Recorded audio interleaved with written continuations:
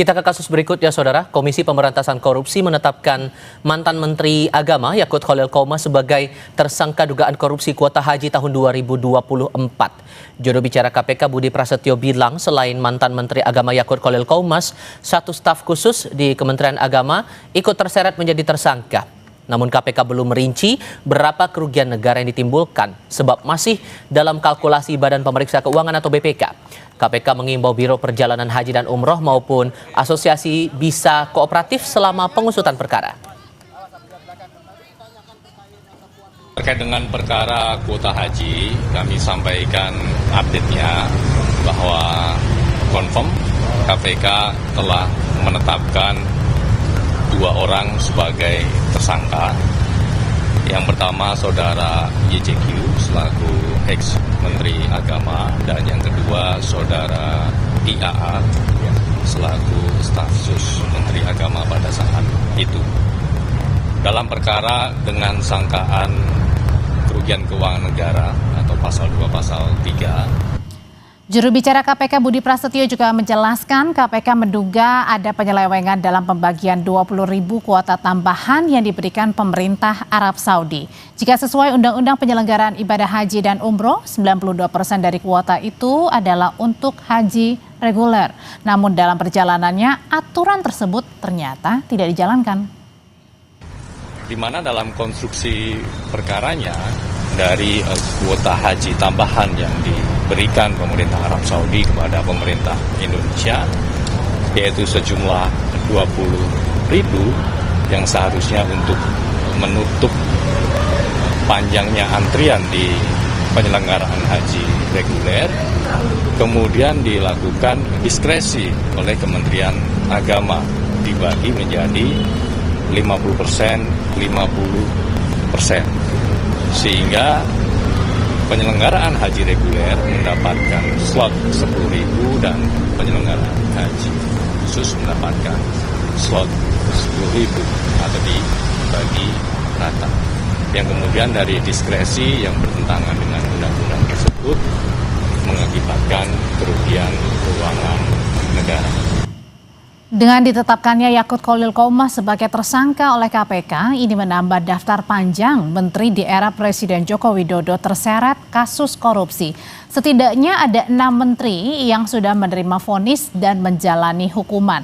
Ada Idrus Marham, Imam Nahrawi, Edi Prabowo, Juliari Batubara, Johnny G. Plate, dan Syahrul Yassin Limpo. Sementara untuk Tom Lembong juga mendapatkan vonis tapi kemudian mendapatkan abolisi dari Presiden Prabowo. Sedangkan untuk Nadiem Makarim kini menjadi terdakwa dan sedang menjalani sidang.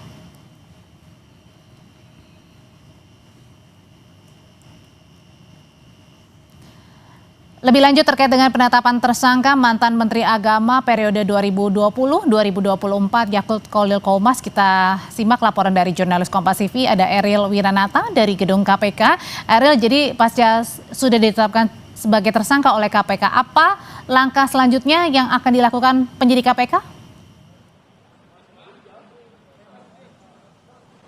Ya, Audrey dan saudara, bahwa memang dari KPK sendiri mengatakan akan melakukan penahanan dalam waktu dekat terhadap dari 2 tersangka, yakni adalah mantan Menteri Agama Yakut Khalil dan mantan dari staf sus Menteri Agama tersebut pada periode 2020 hingga 2024, yang dimana ini terkait dengan kasus korupsi penentuan kuota ibadah haji Kementerian Agama pada tahun 2023-2024. Yang dalam hal ini memang bahwa telah dikonfirmasi terkait dengan 2 tersangka tersebut yang akan dilakukan penahanan dalam waktu dekat untuk melakukan pengungkapan lagi terkait dengan aliran dana, yang dimana memang dalam hal ini juga KPK sudah melakukan koordinasi dengan PPATK tentu saja untuk mencari untuk dengan aliran-aliran dana yang dilakukan dari kasus dugaan korupsi tersebut. Lalu kemudian juga hingga saat ini memang masih dilakukan penghitungan atau kalkulasi dari BPK terkait dengan kerugian negara atas dari kasus korupsi kuota ibadah haji, yang dimana memang jika kita melihat saat ini KPK menggunakan pasal 2 dan 3 terkait dengan Undang-Undang Tipikor, yaitu adalah terkait dengan kerugian negara, yang dalam hal ini memang masih dilakukan pendalaman, lalu juga hingga saat ini masih dilakukan pendalaman terkait dengan barang bukti lainnya. Memang informasi yang diterima bahwa ada beberapa kerugian negara yang sudah berubah menjadi aset seperti barang hingga rumah. Namun masih dilakukan pendalaman dari KPK. Dan selain itu juga jika melihat bahwa dari poin utama ini adalah terkait dengan ibadah haji pada tahun 2023, 2024 yang dimana terkait dengan kuota tambahan sebanyak 20.000 yang seharusnya memang jika dilakukan bahwa dalam undang-undang haji ini mengatur dalam kuota haji khusus ini sebanyak 8%, namun realisasi yang dilakukan dari Kementerian Haji pada saat itu membagi dengan 50/50 atau sama dengan 10.000 dari kuota haji reguler dengan kuota haji khusus. Tentu saja ini melanggar dari undang-undang tersebut, sehingga memang jika kita melihat bahwa dari 20.000 tersebut harusnya adalah sebanyak 18.400 ini untuk kuota haji reguler tambahannya, lalu untuk kuota haji khusus ini sebanyak 1.600, tidak seperti yang dilakukan pada saat Yakut, yaitu adalah 10.000 dengan 10.000. Dan selain itu juga memang hingga saat ini sudah dilakukan pemeriksaan kepada beberapa saksi terkait dengan penjalan dari travel dan beberapa saksi lainnya. Namun memang hingga saat ini masih dilakukan pendalaman kembali dari KPK dan akan dilakukan penangkapan atau penahanan dari 2 tersangka tersebut. Audrey. Usai ditetapkan sebagai tersangka kasus korupsi kuota haji, rencananya Yakut Khalil Qomas akan segera ditahan oleh KPK. Terima kasih laporannya, jurnalis Kompas TV Eril Wiranata.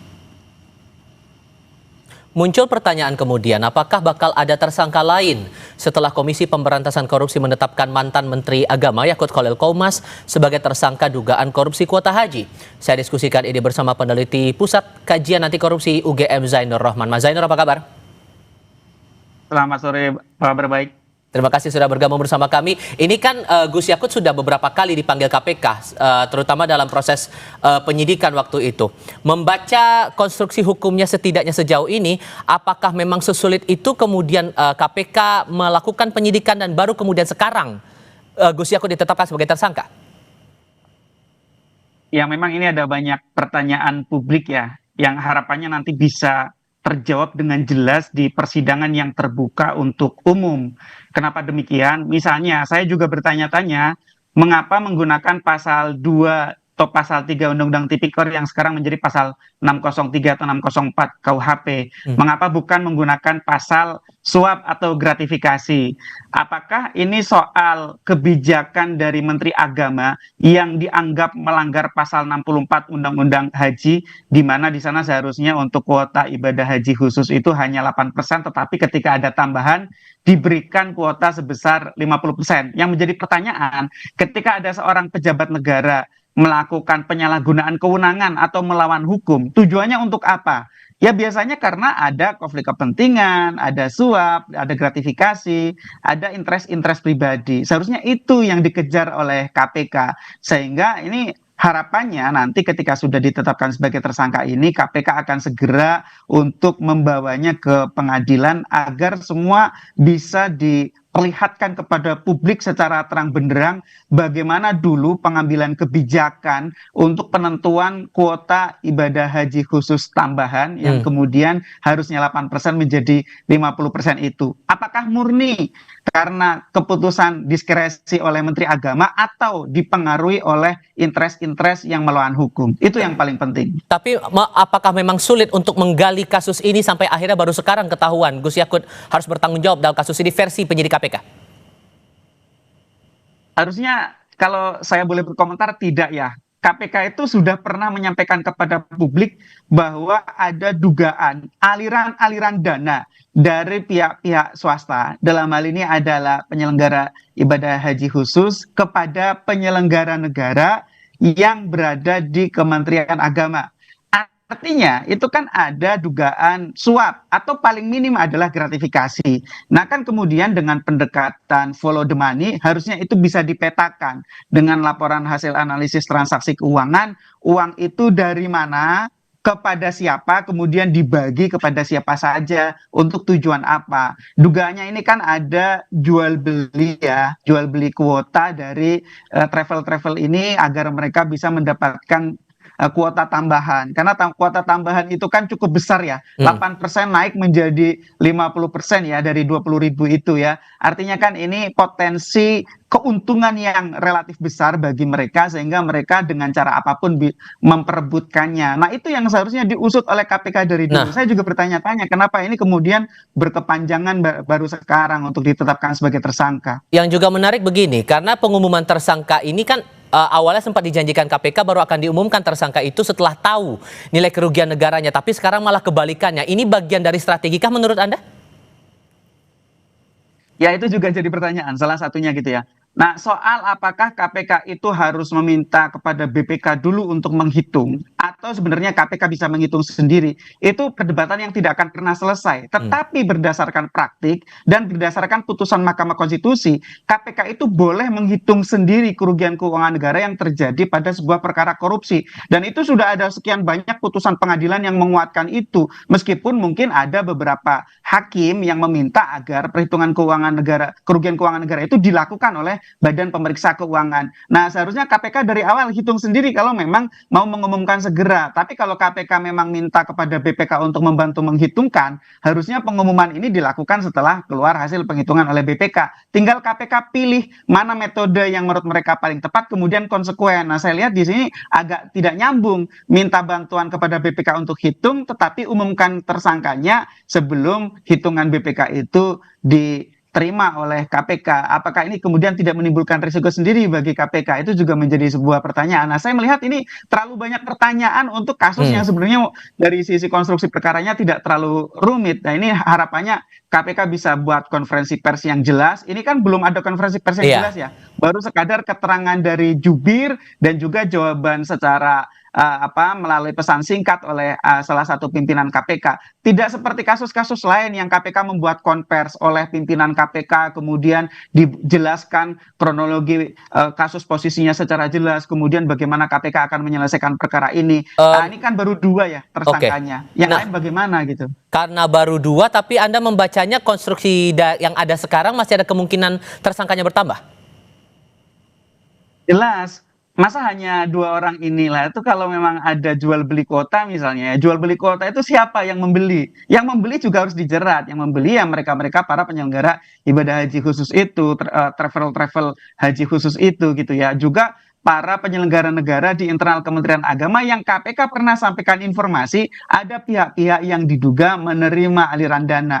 Kan itu informasi itu kan kalau saya baca berbeda dengan pejabat yang 2 ini yang ditetapkan sebagai tersangka. Artinya harusnya KPK kalau mau umumkan tersangka selesaikan dulu ya penyidikannya, siapa saja yang harus ditetapkan sebagai tersangka, baru kemudian diumumkan kepada publik tersangkanya A, B, C, D, E, F, dan seterusnya dengan masing-masing perbuatan yang dilakukan. Peran apa yang dilakukan oleh para tersangka ini sesuai dengan kapasitas mereka masing-masing dan kemudian KPK jelaskan kepada publik apa langkah ke depan yang akan dilakukan baik dari aspek penuntutannya untuk menyelesaikan perkara ini secara pidana maupun bagaimana ke depan agar penyelenggaraan ibadah haji ini tidak terus-menerus menjadi kasus korupsi. Karena kan Kementerian Agama ini langganan.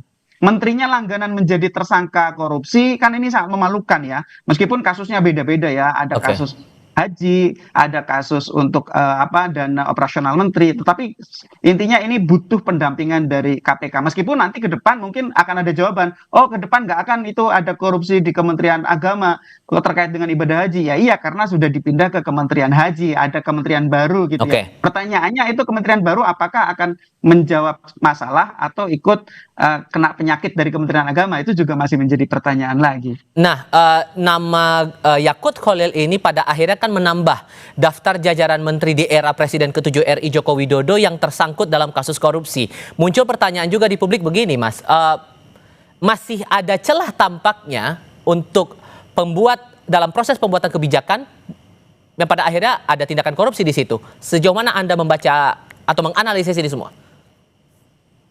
Ya, ternyata masa pemerintahan Presiden Jokowi juga penuh bertaburan dengan korupsi ya. Menteri-menterinya banyak yang sudah divonis bersalah ya ada Syahrul Yassin Limpo, ada Johnny G. Plate, ada Juliari Batubara, ada Edi Prabowo, Imam Nahrawi, Idrus Marham ya. Sekarang sedang diproses oleh Kejaksaan Agung Nadiem Makarim, kemarin Tom Lembong ya. Meskipun yang terakhir ini kemudian diampuni oleh Presiden Prabowo. Nah, kalau tadi ditanyakan apakah kebijakan itu bisa dipidana? Para pejabat itu tidak usah khawatir dalam mengambil kebijakan publik selama mereka tidak curang, tidak punya konflik kepentingan, tidak menerima suap, tidak menerima gratifikasi, tidak melakukan fraud, ya. Mereka murni mengambil kebijakan itu untuk kepentingan dinas, untuk kepentingan negara. Tapi kan ternyata dalam kasus-kasus ini kan misalnya dalam kasus Syahrul Yassin Limpo, Juliari Batubara, Johnny G. Plate dan seterusnya kan enggak.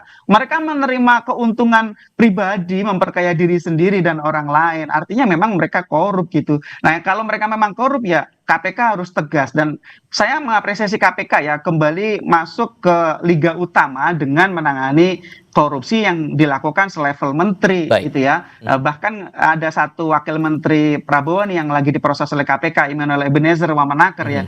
Sehingga harapannya pemberantasan korupsi itu memang berfokus kepada pelaku-pelaku yang jabatannya tinggi, menyangkut hajat hidup orang banyak, menimbulkan kerugian keuangan negara yang besar. Sehingga itu adalah perkara-perkara strategis, KPK bisa efektif, efisien di dalam menggunakan sumber dayanya, sehingga hasilnya bisa lebih berdaya guna. Begitu. Oke, Mas Zainur Rahman, terima kasih banyak sudah mau berbagi perspektif bersama kami kali ini. Sehat selalu ya Mas, selamat sore. Terima kasih.